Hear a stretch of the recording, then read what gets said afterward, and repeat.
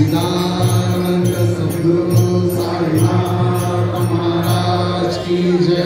अनंत कोटि ब्रह्मांड नायक राजाधिराज भूराज परब्रह्म श्री सच्चिदानंद सद्गुरु साईनाथ महाराज ब्रह्मांड नायक राजाधिराज योगिराज परब्रह्म श्री सच्चिदानंद सद्गुरु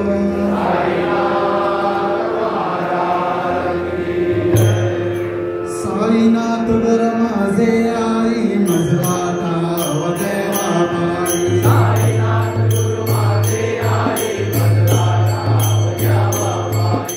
वर्ष पद्धतीप्रमाणे आमचे या वर्षा जे साई सेवक जो श्रावणाचे बिरेस्तार जावचे पहिले वर्ष पद्धतीप्रमाणे आम्ही सगळे साई सेवक हांगा सेवा करतात।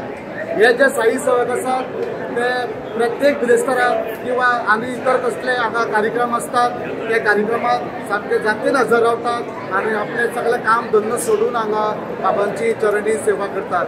हे साई सेवक आसात आणि आमच्या ह्या साई सेवकातर्फे आयचो बिरेस्तार आसा।